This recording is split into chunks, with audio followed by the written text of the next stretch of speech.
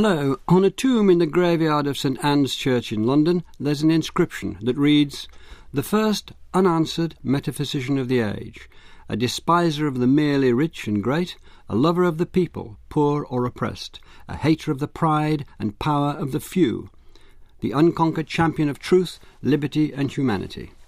The essayist and critic William Hazlitt was buried in 1830. By some he was described as the Shakespeare prose writer of our glorious country, yet his rebellious republican views led him to be demonised and ridiculed by the Regency elite. Hazlitt's writing was as wide-ranging as his interests. He brought the same energy and focus to essays on boxing and racquetball as he did to those on Shakespeare. What's less well known is that he began his career as a painter and a philosopher. However, his unrequited infatuation with his landlady's daughter and the memoir in which he revealed this led him into disgrace, and he died in poverty. His reputation as an intellectual is still recovering. With me to discuss the turbulent life and works of William Hazlitt are Anthony Grayling, Professor of Philosophy at Birkbeck College, University of London, Uttara Natarajan, Senior Lecturer in the Department of English and Comparative Literature at Goldsmiths College, University of London, and Jonathan Bate, Professor of English Literature at the University of Warwick. Jonathan Bate, can you give us a sense of William Hazlitt's family, background and the effect it had on his ideas? Yeah, he was born into an Ulster dissenting family, actually born at Maidstone in Kent. And the key fact of his background, his upbringing, was that his father was a dissenting minister. He was a Unitarian. So he's involved with the non-established church, and immediately that has very strong links with politics in the period.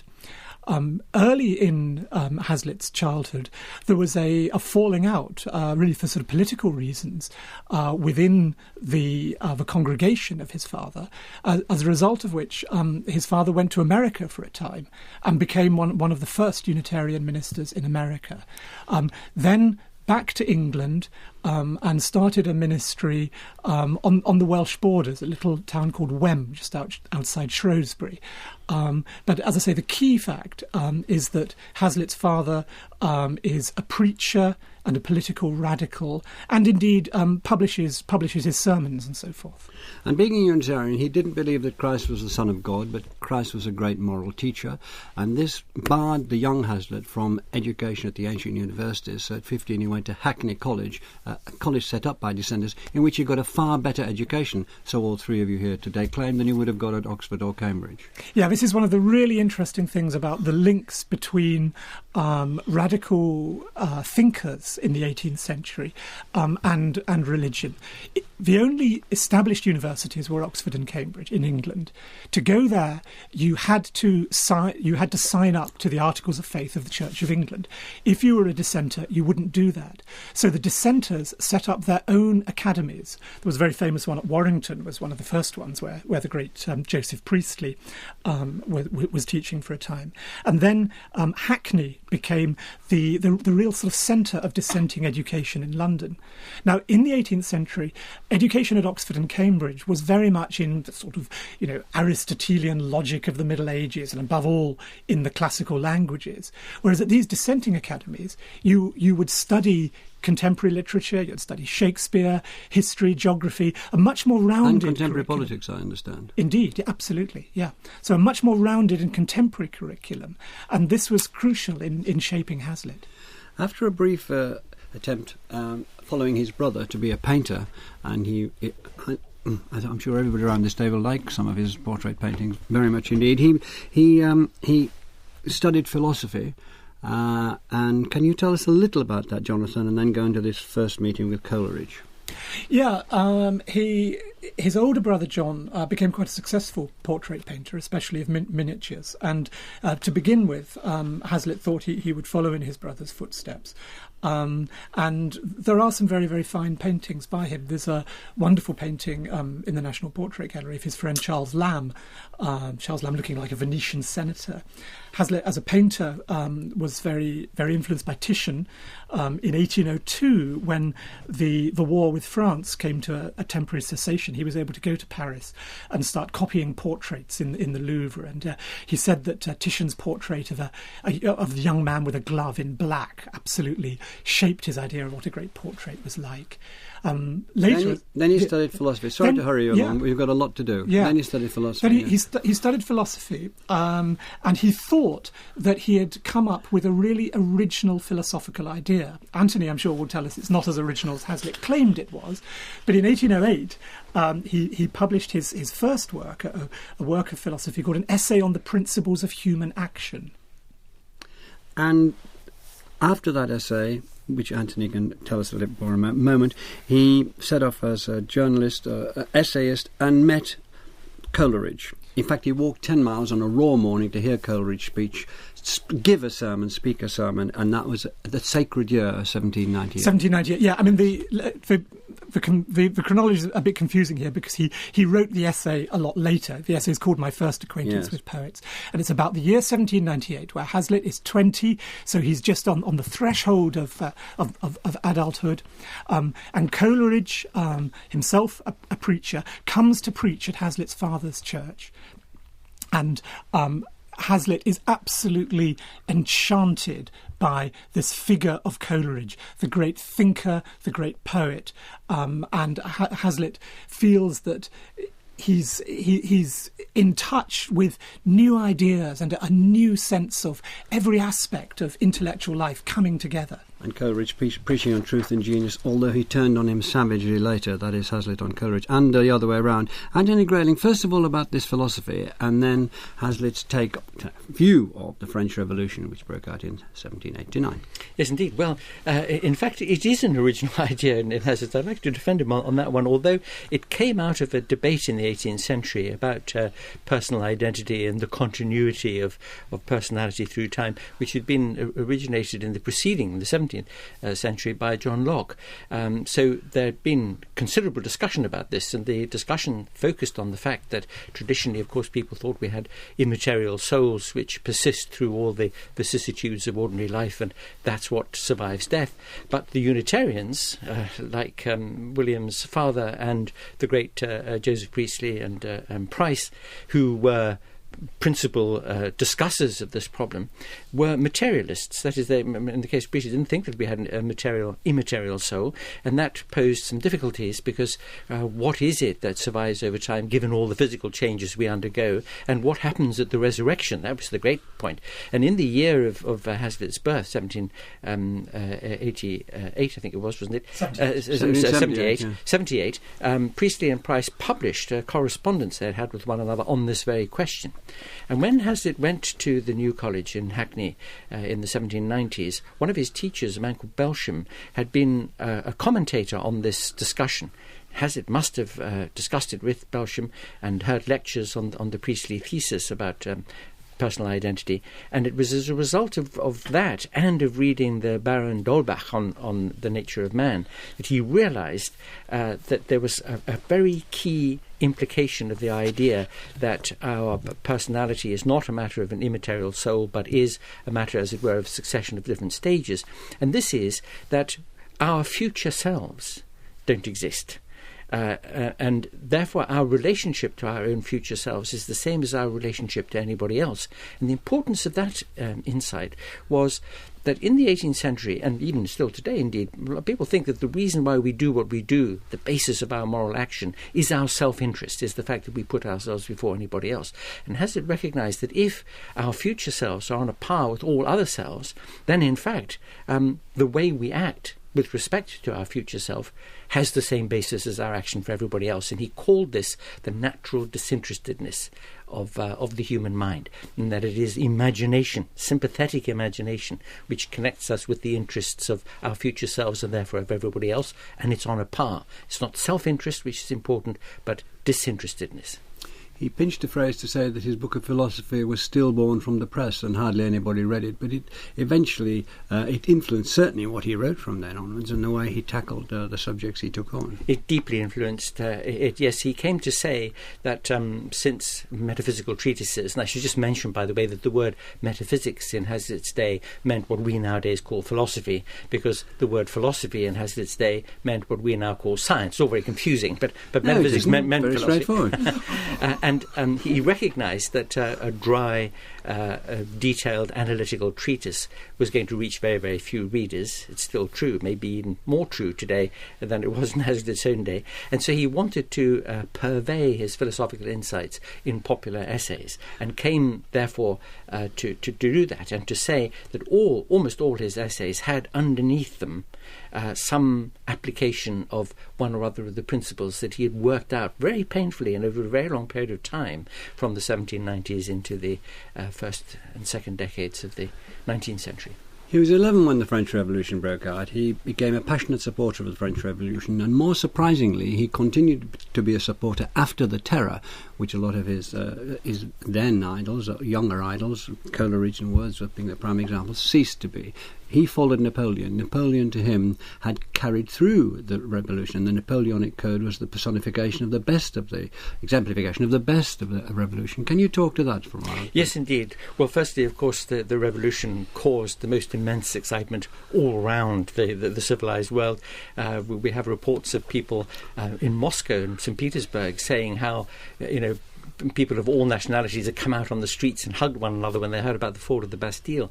And Hazlitt's sister, Peggy, in her memoir, talks about how exhilarated her father, William Hazlitt Sr., was when he heard about the news. So you can imagine this very precocious, very, very bright boy, 11-year-old boy, very close to his father, and shared with his father a lot of those social and political principles that he had acquired from him, would have been over the moon at the thought. He said, in fact, that was the day of his own birth, that the birth of his consciousness and the birth of liberty took place on the same day.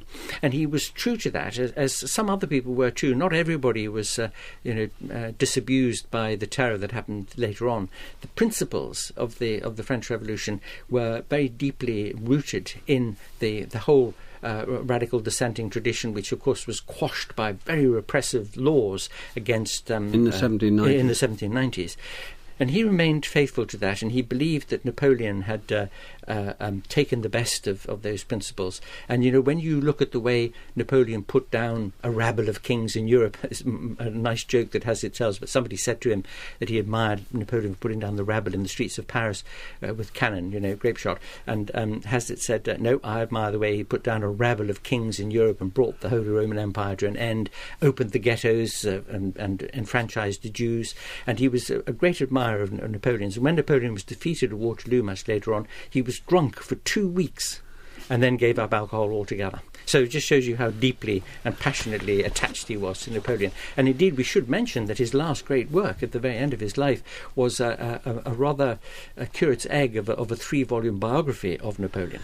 But he also admired the code because it gave the rights to citizens. There was no preferment outside merit, and people could come, as it were, from where Napoleon had come from, to take over the state.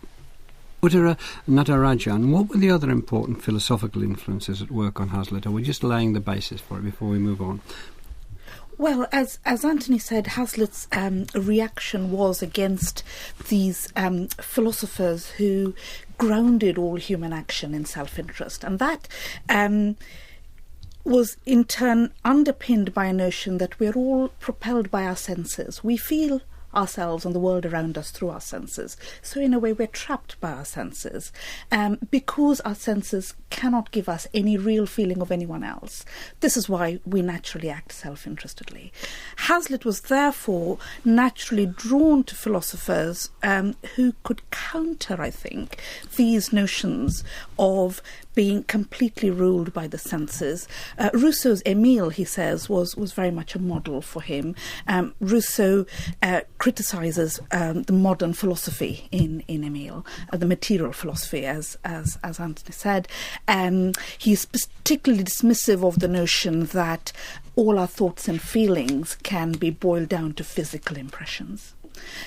Bishop Berkeley, I think, is an important influence too. Hazlitt several times expresses great admiration for Berkeley, and although he isn't, in many ways, he discounts the ultimate emphases of Berkeley's philosophy, he's very attracted to the idea that the mind can control what it perceives.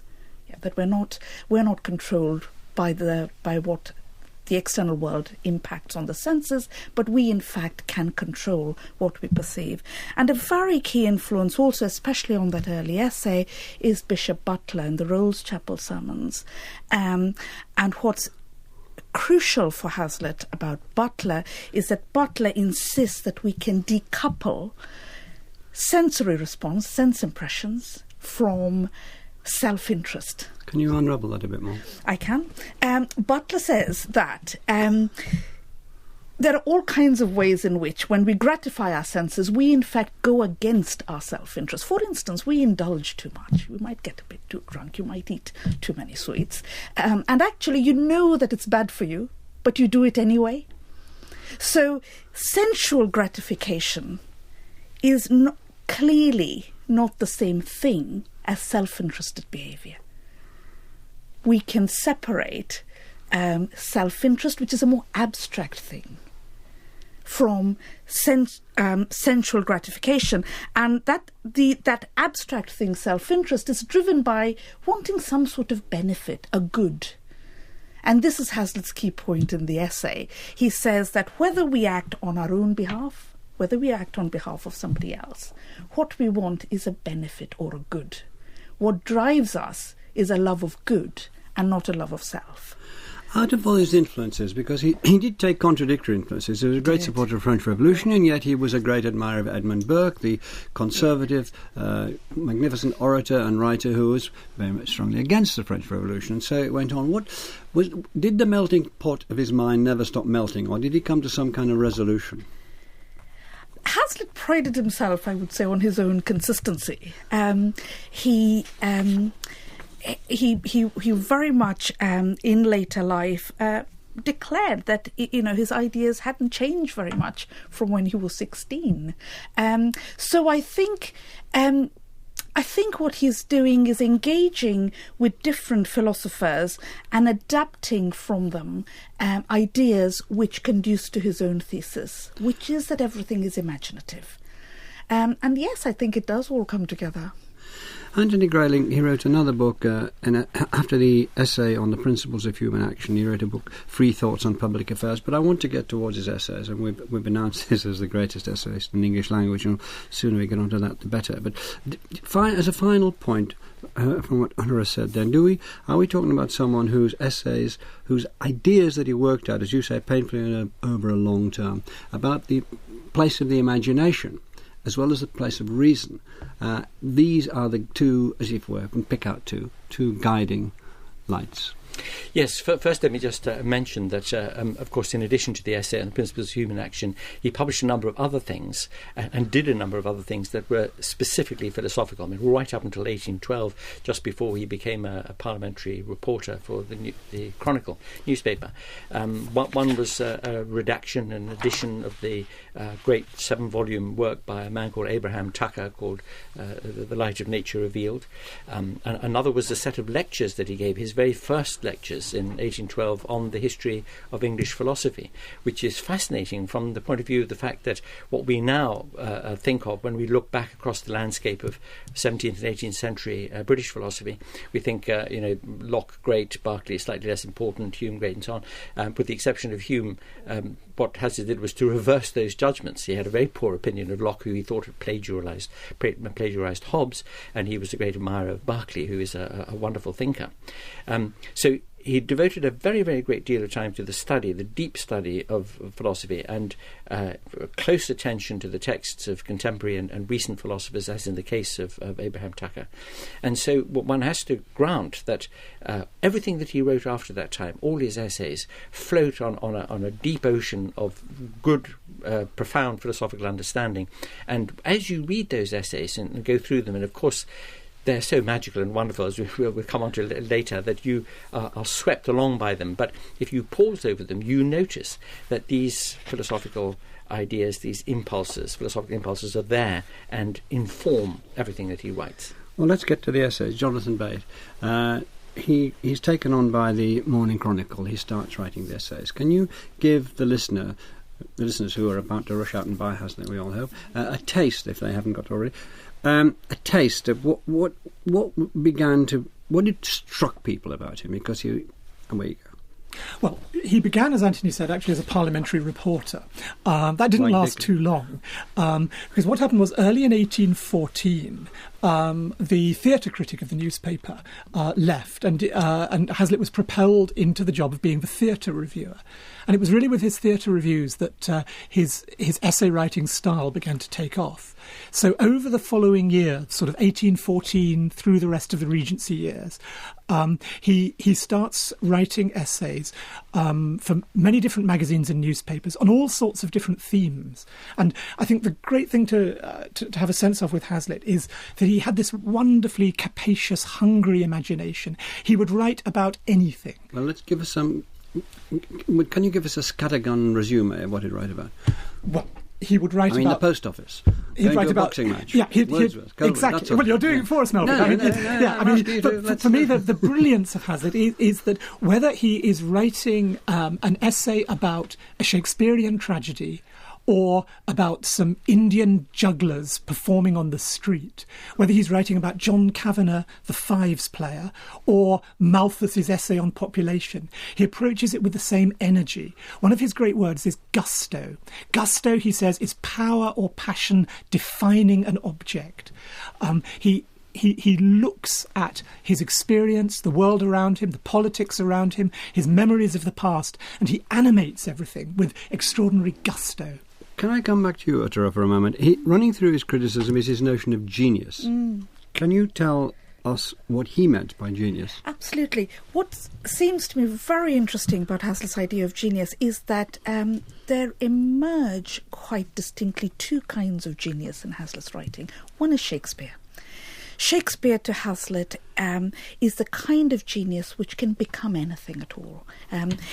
Shakespeare I must remember becomes... that. Sorry to interrupt. It's not rude, Doug. I hope it's helpful. No? But at that time, Shakespeare was not thought of as the great national bard. He was well thought of, but he'd been plagiarised, he'd been amended and so on. He wasn't the supreme figure, and Hazlitt was very instrumental with Coleridge of pushing him forward in that way. Absolutely. I think Hazlitt was key to the reception of Shakespeare in his time. So his Shakespeare criticism is also developing in response to Keane's performances, which he's going to look at.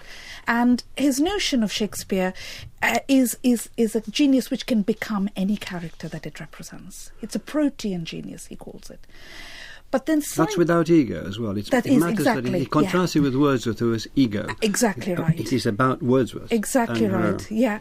He has a notion of Shakespearean genius which has no self.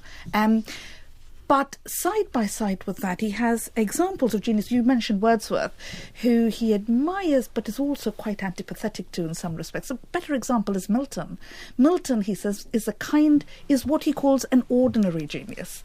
But it's a kind of genius which functions through asserting a very, very strong ego. Now, it's curious, but it actually says a great deal for English culture, and I'm using the word English here, that he makes his big reputation by being a theatre critic. And in a time of bankruptcy, awful winter, terrible times, Drury Lane is going to close. This young boy, or young man, Edmund Kean, is playing Shylock, in the Merchant of Venice, of course. Hazlitt goes to see it and is entranced by it, infatuated by it, and writes as such. And he saves the theatre. Jane Austen writes saying, I must get in after reading this, I can't get any tickets. So can you just give us his reaction to that and why you think it struck that nerve?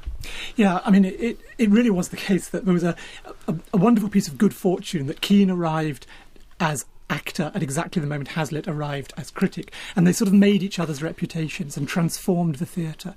What Hazlitt loved about Kean was that the energy, the sense of throwing himself into the role, but he also liked the fact that Kean, he was provincial, working class, and illegitimate child. He had come from nowhere, and yet he could take on these great parts for kings like Richard III, and also Shylock. The fact that Shylock was one of the first roles with which Kean made his reputation. Shylock, the Jew, the outsider, yet the character who appeals to universal human sympathy, hath not a Jew eyes, and so on.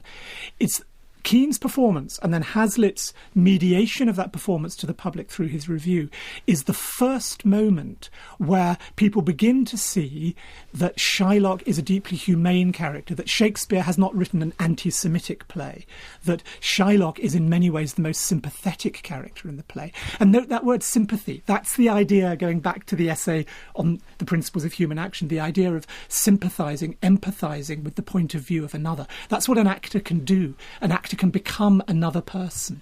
Can we nail it? Just the connection there, Melvin, with this idea of negative capability, or the idea of being able to occupy almost any viewpoint as Shakespeare could. Can you that just universal genius. Explain negative capability? Well, it's just a term I think that Keats came up with, because Keats was a huge admirer of Hazlitt, and he latched onto this idea that Hazlitt was so keen on, the idea of being able to occupy multiple points of view sympathetically and to represent them. And this, of course, is what a really fine actor can do. This is what the theatre does.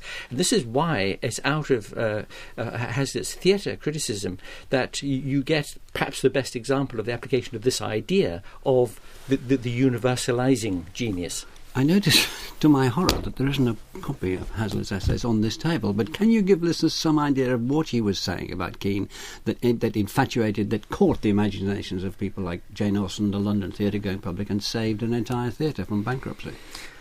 Anybody... I feel like bidding here. Well, I think it's because in the review, in that crucial review, which, by the way, he was accused of having been paid by the theatre to write because it did save the theatre from bankruptcy and the rest. But in it, you get a match between the gusto. And Jonathan's quite right. This is the key aesthetic term of criticism that Hazlitt used about painting as well as about theatre and about writing in general, even about ideas. But the gusto exemplified by Keane's performance as Shylock and the gusto of Hazlitt's own response to it. A very interesting point here is this, that the great Victorian critic George Saintsbury, many years later, said, "Hazlitt is the critic's critic," which is a surprising thing in a way for Saintsbury to have said. A wonderful man who writes about Hazlitt a great deal, Bromwich, has pointed out that there is a connection between the kind of criticism that Hazlitt did, which runs today into the review pages of the newspapers, and the kind of criticism that Coleridge did, which runs today into the Academy.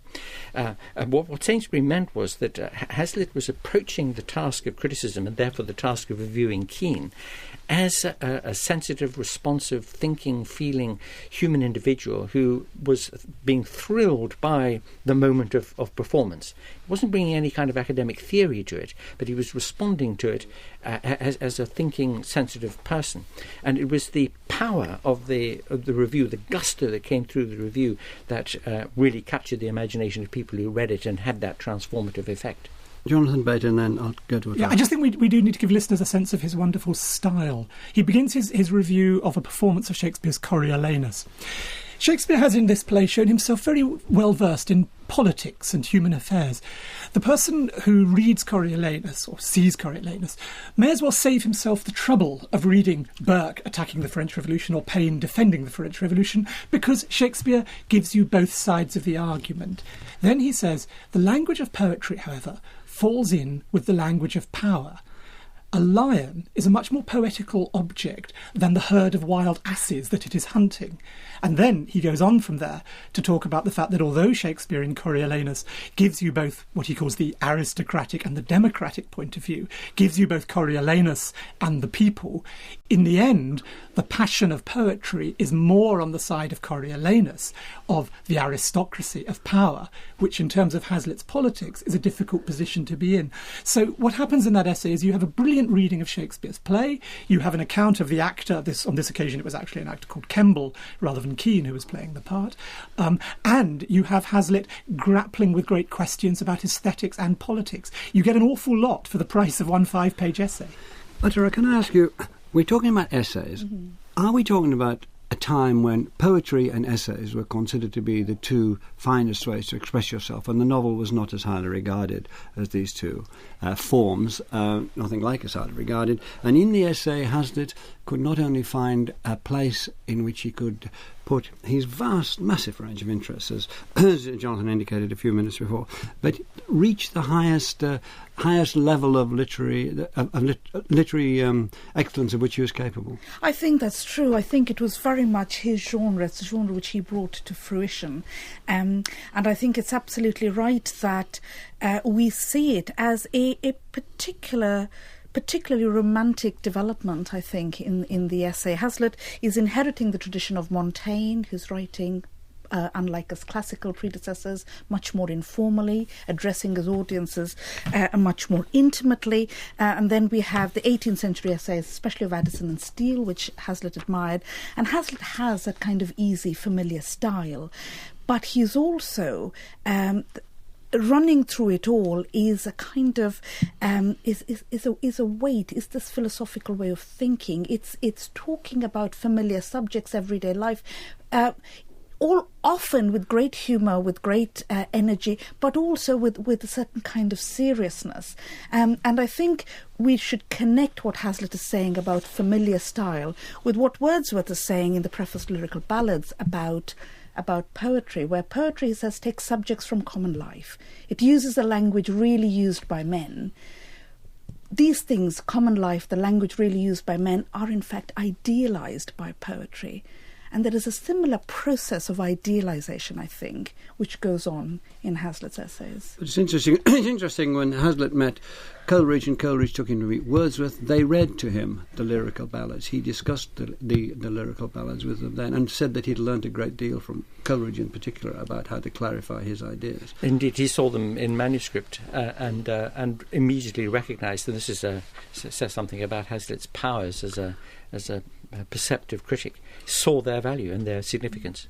But he is never. This goes back to your point about Coleridge going into the academy and Hazlitt going into journalism. He's never as sort of ponderous and serious as Coleridge is. I mean, I don't think we want listeners to get the sense that because there are these philosophical ideas behind the essays are somehow heavy, because they're supremely light. I mean, his great essay, The Fight, where Bill Neat fights against the gas man down at Hungerford. I mean, this is the greatest sporting essay in the English language.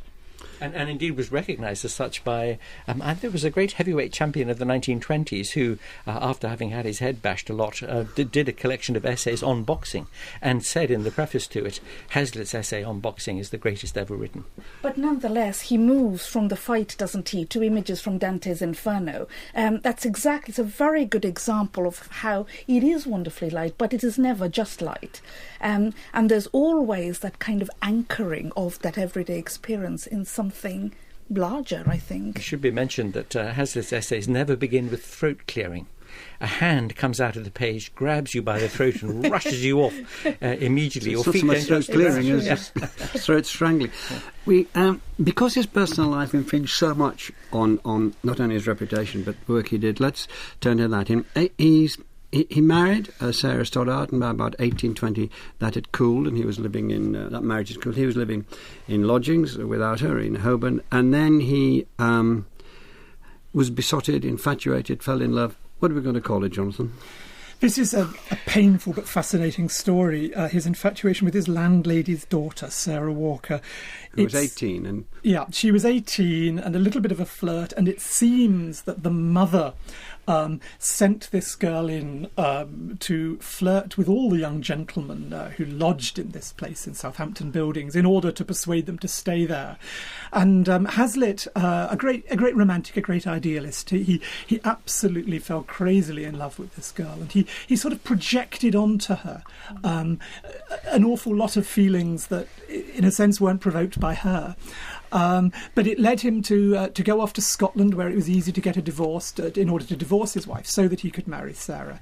But then he came back, and of course he discovered that she was doing just the same things with some of the other young gentlemen that she had done with him.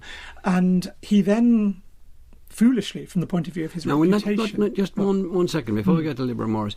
The effect on him, as I've read, was drastic. I mean, Mary Shelley came back and said, I did not recognise him, his hair had fallen out, he was we're talking a serious effect. Yeah, Anthony. it was terrible, yes. And it was that quote from Mary Shelley there was very speaking. She said, if he hadn't smiled at me, I wouldn't have recognised him. He'd lost weight, he'd lost his hair.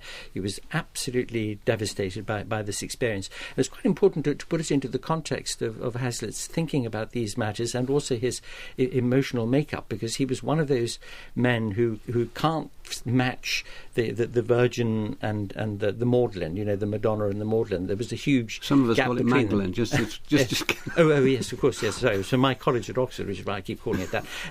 The problem for him was that he was perfectly at home with working girls and prostitutes, and he was never shy, as people weren't in the Regency period, about the fact that he frequented prostitutes and so on. But at the same time, girls and women who were of the middle class or upper class, they terrified him. When he was a young man, he was very, very shy about them. He idealised them. He was always in love with somebody or other, usually with a persona of played by an actress on the stage.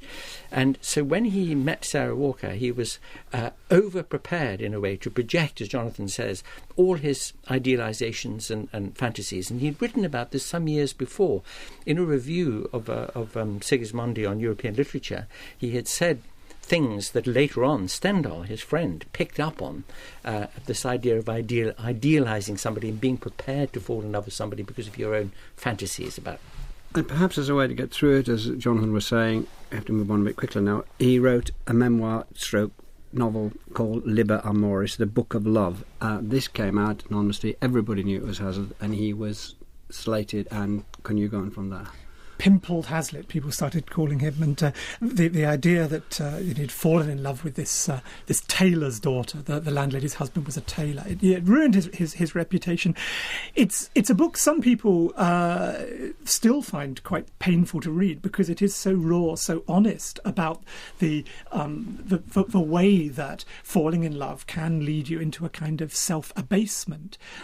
Although I actually think it's a more artful book than that makes out. It copies, it transcribes some of his conversations with Sarah. It copies letters he wrote to his friends about his feelings. But it does manage to construct them into a narrative. I mean, there's a narrative running through it where he gives her this little statue of Napoleon, his hero. So it is an artful work. In a way, it's in a tradition of confessional literature. It is experience reshaped as literature, but there's no doubt how much it damaged his reputation. Uttara, one thing that happened, it gave the people who hated him in the Conservative press at the time, it gave them a chance to get him, and they took it. Can you explain what that meant to his reputation and how they went about it? Well, the Conservative press had been getting at him for some time. But they never got him. They got him this time. Well, Hazlitt claimed that they did. For instance, he said his first major bestseller was Characters of Shakespeare's Plays, and he said it was selling rapidly till the Tory reviewers got at it, and then it never sold another copy, he says. So Hazlitt is attacked by the Conservative press, and it had taken its toll on him well before, I would say, the publication of Liber Amoris. But Liber Amoris, the problem was his friends couldn't defend it. I think it was a book that was deeply embarrassing to his friends.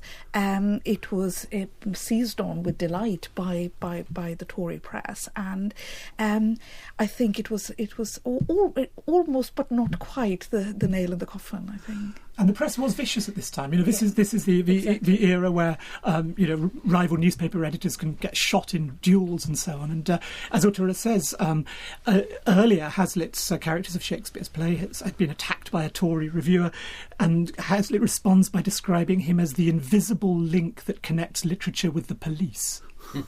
Exactly right. And it's not at all paradoxical, I don't think, to say that some of the very, very best things that Hazlitt wrote, he wrote after this debacle, including, for example, some of the essays in The Spirit of the Age. He lived only another 7 years after the sort of end of this thing, because it was in 1823 when he saw his paramour walking down Southampton Row with another man, by whom she was made pregnant out of wedlock, as it happens. But it was the sort of final chapter of that very, very sad event. I have to say, by the way, that when I was writing a biography about Hazlitt, I went to America to have a look at what remains of the archive of Hazlitt's letters, and the originals of some of the letters that are reproduced in the Liber Amoris were slightly different from, much bawdier than in some respects the material that appeared in the book. But they are so devastating, so moving that one couldn't but weep over them. I mean, here was a man of so rich in feeling and so destroyed by this experience that the illness that killed him, I think he died probably of stomach cancer in 1830, very probably began as a result of all the Sturm and Drang that happened at that time.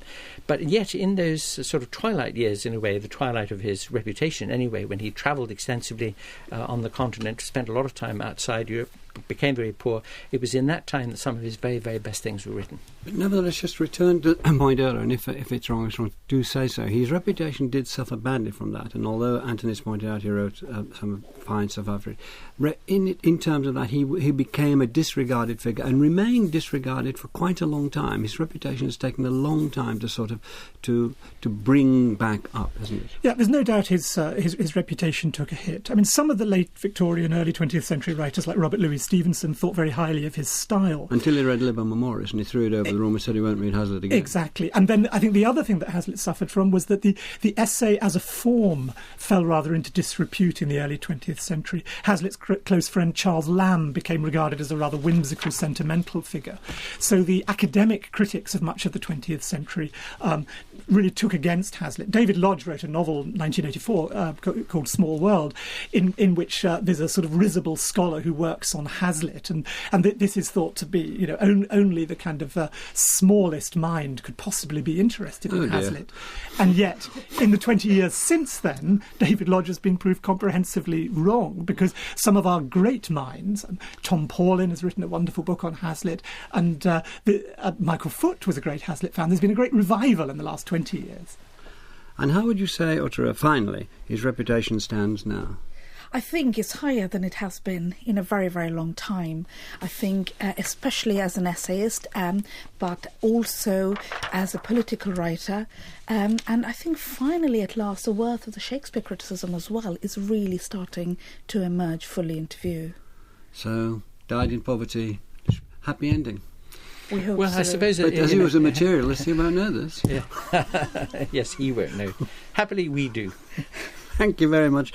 Thank you very much, Uttara, Natarajan, Jonathan Bate and Anthony Grayling. Next week we're going to talk about the rise and fall of the Zulu nation. Thank you for listening.